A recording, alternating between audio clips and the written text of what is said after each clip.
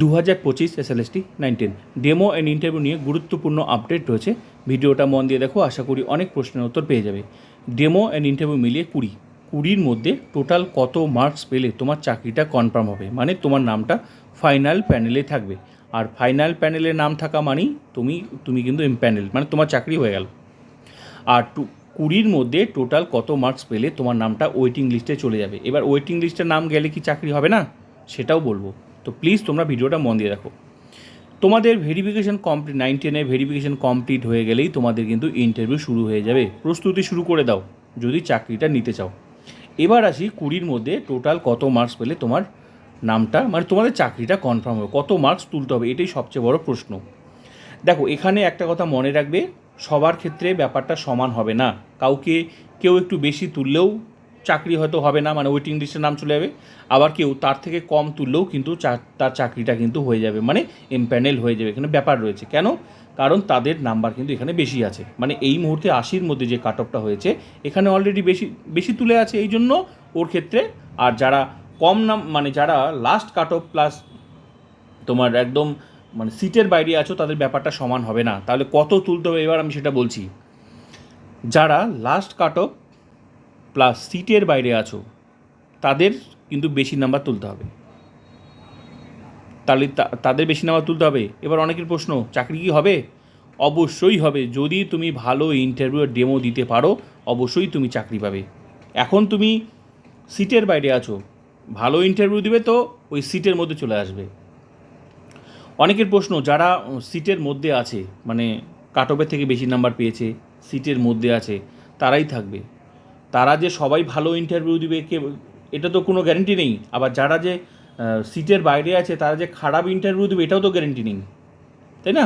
তাহলে টিকতে গেলে এই ডেমো অ্যান্ড ইন্টারভিউ, এটাই হচ্ছে আসল খেলা। তো এখানে কীভাবে টিকা যাবে?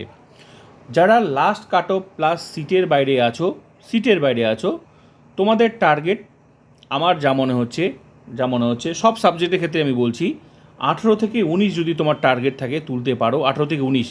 দেখো, বেশি টার্গেট রাখলে তোমাদেরই ভালো, কারণ র্যাঙ্কটা ভালো হবে। আর কাটায় পাবে, শেষে দেখবে সব স্কুল পড়ে থাকবে, যা বাছা পড়ে থাকবে তোমার ভাগ্যে, শেষে সেই স্কুলে নিতে হবে। তো 18 থেকে 19 যদি তোমরা লাস্ট কাট অফে যারা আছো, 18 থেকে 19 তোমাদেরকে বেশি নাম্বার তুলতে হবে। কারণ তোমাদের যারা সিটের মধ্যে আছে, তোমরা মিলিয়ে দেখবে তোমাদের থেকে নাম্বার বেশি আছে। তাই ওদের সঙ্গে টেক্কা দিতে গেলে তোমাদের নাম্বারটা তুলতে হবে। 18 থেকে 19 যদি তোমরা তুলতে পারো, আমার যা মনে হচ্ছে তোমরা কিন্তু এমপ্যানেল লিস্টে থাকবে, মানে ফাইনাল প্যানেলে থাকবে। টার্গেট থাকবে 18 থেকে 19। আর যারা সিটের মধ্যে আছো, তারা কিন্তু সবাই, তোমরা এমন ভাবো না যে আমরা তো সিটের মধ্যে আছি, আমাদের চাকরি কনফার্ম, এমনি দিয়ে দেবে আমাদেরকে নাম্বার। কখনোই না। তুমি ভালো ইন্টারভিউ ডেমো দিতে না পারলে কখনোই তোমাকে নাম্বার দিবে না। আশা করি তোমরা 11-12 দেখে নিয়েছো, ঠিক আছে? তো এখানে কিন্তু নাম্বারটা তুলতে হলে তোমাকে ভালো ইন্টারভিউ দিতে হবে। এবার তাহলে কত তুলতে হবে, আমাদের টার্গেট কি? মিনিমাম যারা মানে সিটের মধ্যে আছো, সিটের মধ্যেও থাকলেও অনেকে আবার অনেক নাম্বার তুলে প্রথম সারিতে আছে, মানে 1, 2, 3, 4 করে, তো ওদের তো আরও একটু কম তুললে হয়ে যাবে। আমি মোটামুটি একটা বলছি, যারা মোট কথা যারা সিটের মধ্যে আছো, তোমাদের টার্গেট কিন্তু 17 থেকে 18। টার্গেট রাখো 17 থেকে 18। চিন্তা কম থাকবে তোমাদের, মানে তোমাদের ওয়েটিং লিস্টে যাওয়ার মানে অতটা চাপ, মানে ওয়েটিং লিস্টে নাম থাকার সম্ভাবনা কম, তোমরা ফাইনাল প্যানেলেই থেকে যাবে, ঠিক আছে?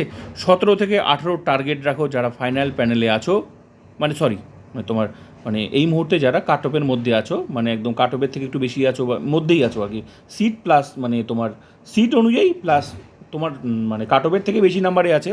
মোট কথা সিটের মধ্যে যারা আছো, হিসাব করে যা তোমার সাবজেক্টে যা সিটের মধ্যে তুমি আছো সিরিয়াল নাম্বার হিসাবে, তোমার টার্গেট 17 থেকে 18 যদি তুমি পেয়ে যাও, আমার মনে হচ্ছে তোমার চাকরি কনফার্ম হয়ে যাবে, তোমার নাম কখনোই ওয়েটিং লিস্টে যাবে না।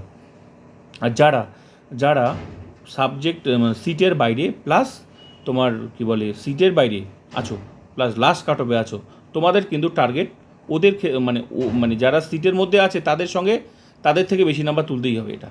কারণ যদি তোমাকে আসতে হয়, কারণ যারা ডাক পেয়েছো সবাই তো চাকরি হবে না, সিটের বাইরে তো চাকরি কখনোই দেবে না, তাই না? তাই কারণ 1.6 এটা তোমরা 1:1, ঠিক আছে? এটা এই রেশিও হিসাবে ডেকেছে। তো এখানে কিন্তু এই রেশিও মানে 100 জনে 160টা সিট 160 জনকে ডেকেছে, তাহলে 100 জনকেই চাকরি দেবে, কিন্তু 160 জনকে চাকরি দেবে না। নাম তো আছে 160 জন, তাহলে এখানে কিন্তু তোমাকে 100 জনের মধ্যে টিকতে হবে, মানে এটা একটা রেশিও আমি বললাম, ঠিক আছে? তো চাকরিটা নিতে গেলে বললাম তো, যারা ফাইনাল মানে তোমার ইসের কী বলে সিটের মধ্যে আছো, তোমাদের টার্গেটটা একটু কম নাম্বার হলেও হবে, তার মধ্যেও সিটের মধ্যেও অনেকেই আবার অনেক বেশি নাম্বার নিয়ে প্রথম সারিতে আছে, তাদের আরও কম হলেও হয়ে যাবে। কিন্তু ওভারঅল আমি বললাম 17 থেকে টার্গেট। যারা প্রথম সারিতে আছে তারা তো অনেক বেশি নাম্বার, 80-র মধ্যে একদম কাটা কেউ হয়তো একদম 80ও আছে, তাদের তো অনেক কম নাম্বার হলেও চাকরিটা হয়ে যাবে। কিন্তু ওদের ওদের ওদের তো চাকরি হয়ে যাচ্ছে কম নাম্বার পেলেও, এর থেকেও কম নাম্বার পেলেও চাকরি হয়ে যাবে। কিন্তু তাই বলে সবার কম নাম্বার পেলে তো চাকরি হবে না, তাই না? সিটের মধ্যে আসতে হবে তো। তো ওই জন্য বললাম মোটামুটি যারা সিটের মধ্যে আছো তারা 17 থেকে 18 টার্গেট, আর যারা সিটের বাইরে আছো তোমাদের টার্গেট 18 থেকে 19।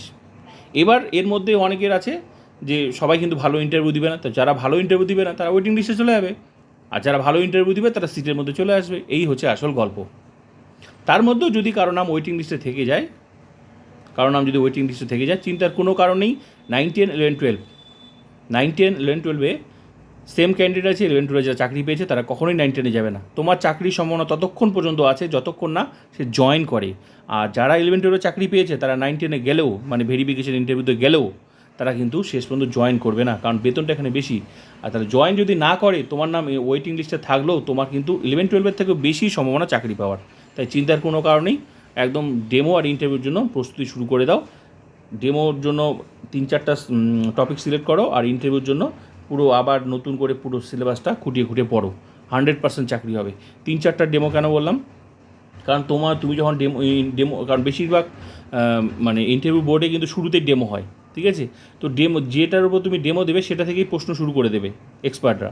তো এবার যদি তুমি 3-4টা না করো, কারণ তোমার আগে যারা ইন্টারভিউ দিতে যাবে সেম টপিক নিয়ে ওরা অলরেডি ডেমো দিয়ে দিয়েছে। এবার স্বাভাবিক, একই টপিক নিয়ে যদি সবাই ডেমো দেয় তো এক্সপার্টরা তো বলবেই এই একই টপিক দিয়ে যে আসতেছে সেই একই টপিক দিচ্ছে, তখন কী হয়, চেঞ্জ করে দিতে বলবে, আপনি অন্য বলুন, এটা বলতে লাগবে না, অন্য বলুন। এবার অন্য বলুন, তুমি তো একটা টপিক সিলেক্ট করে গেছো, অন্য বলুন তুমি কী করবে, হঠাৎ করে নতুন কতক্ষণ টানতে পারবে? তোমাকে 10 মিনিট টানতে পারবে? যেটার বিষয়ে তুমি কোনো দিন পড়োই নেই, 10 মিনিট কী টানবে?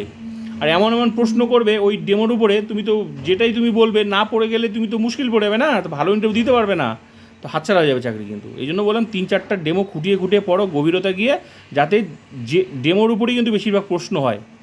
অন্য থেকেও করতে পারে, কিন্তু সম্ভাবনা বেশি ডেমোর উপরে।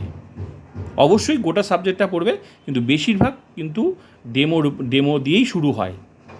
অন্য ক্ষেত্রে ব্যতিক্রম হয়, কারণ টেবিল অনুযায়ী হয়, তো তাই বলছি ডেমোটা বেশি ফোকাস করো আর সাবজেক্টটা ভালো করে পড়ো, ঠিক আছে? কারণ অন্য যে পড়ে না তা নয়, কোথাও আবার কোনো টেবিলে শুরুতেই ইন্টারভিউ শুরু হয়ে গেল, তারপর ডেমো। তো এক একজনের ক্ষেত্রে এক এক রকম, কিন্তু বেশিরভাগটা ডেমো দিয়েই তারপর কিন্তু ইন্টারভিউ শুরু হয়ে যায়। মানে তুমি যেটার উপর ডেমো দিচ্ছ সেটার উপর প্রশ্ন শুরু করে দিল ইন্টারভিউ। ক্লিয়ার? তো এই জন্য বললাম 3-4টা মিনিমাম সিলেক্ট করো। তো ভিডিওটা ভালো লাগলে like, comment, subscribe and share.